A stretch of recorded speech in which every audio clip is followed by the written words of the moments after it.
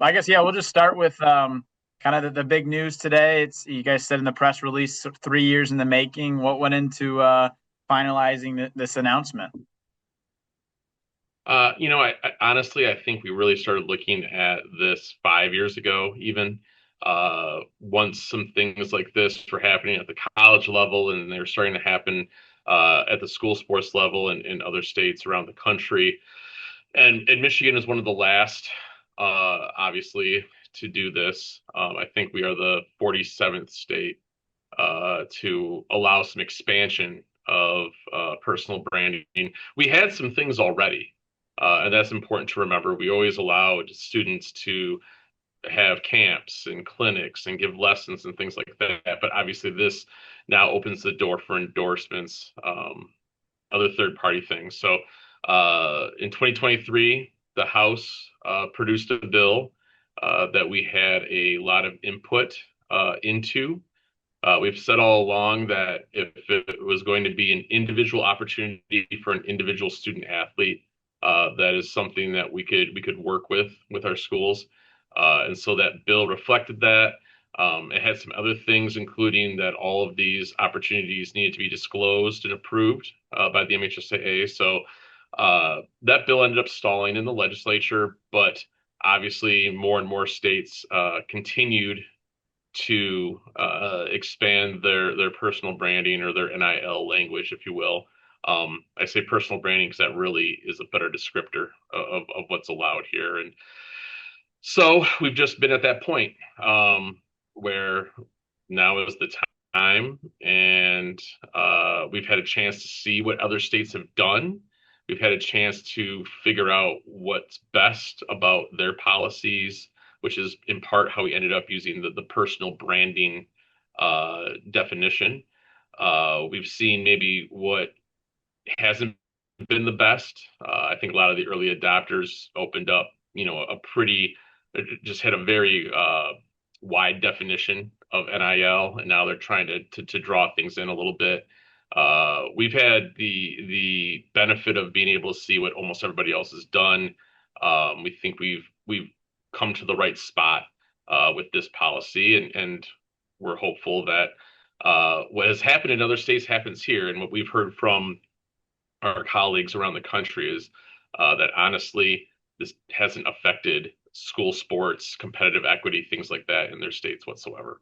Okay, yeah, I was just gonna ask like how the other states have helped you guys out too. How in a way is there a best plan to monitor certain situations so no one is breaking any rules or anything like that?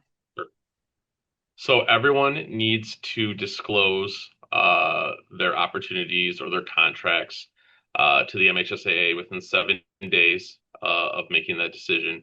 Uh, we will approve opportunities or let students know that they are putting their eligibility at risk if they are doing something that goes against our rules. On this, we have obviously several criteria of not only what's allowed, but who is allowed to be involved.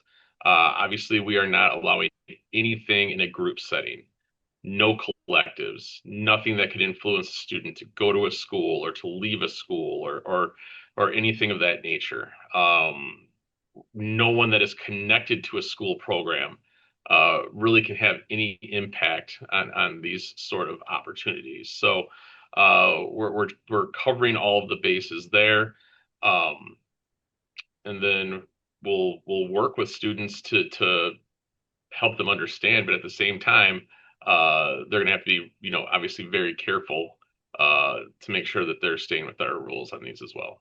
You had mentioned that previously students could hold camps and all this good stuff. So what are some of the new examples of what student athletes can benefit from with their personal brand? Well, it's a lot of things, and I don't personally want to go into too many specifics just because I think this is even sorry about that. Of Very course, good. this phone's going off on me. Um, we spell it out on our website pretty clearly, and we get pretty specific on what sort of things are allowed. But they can do endorsements, they can do promotions, they can do personal appearances, photo sessions, autograph sessions, um, modeling, advertising, merchandising, sports cards, apparel sales. anything where they can really use their name, image, or likeness in marketing is allowed as long as it's not connected to their school in any way. It can't be on school facilities. It can't be in school uniforms. It can't be using school identifying markings and things like that. It can't be set up by their school or by their coaches or by someone else who's connected to a school, any school where they might attend or where they might end up. We really are trying to thread the needle here to allow, again, individual opportunities for individual student athletes. And so there are a lot of opportunities now out there that they might be able to take advantage of potentially, uh, but they have to do so following the criteria that we've set out there as well. Okay. And what were the do you know the other three states that are, I guess, that are have not done it yet? I do. So I have that written down here because you guys might ask. Mississippi, Alabama, and Hawaii have nothing. Okay. Indiana has really kind of the things that we allowed in the past. So technically, they aren't a full, but they do allow some things. So we don't count them as the ones that don't have anything. But yeah, Mississippi, Alabama, and Hawaii are the three that don't have any kind of personal branding or NIL Okay. stuff. All right, cool. Yeah, I think that's all I got for you, unless you have anything else you want to add.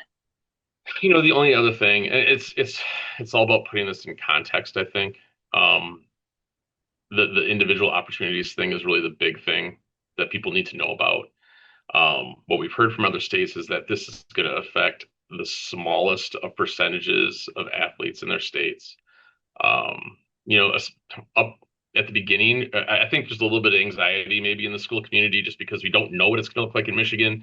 Are there going to be local things going on? Is it going to be people, coming in only for like five-star athletes, things like that?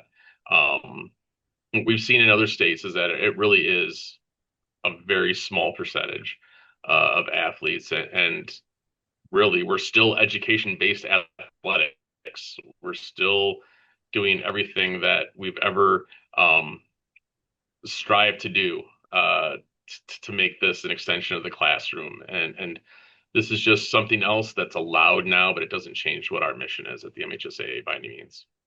Awesome. Well, I appreciate the time, Geoff, and it was good talking with you. Yeah, absolutely. Take care, Ian. Yeah, you too.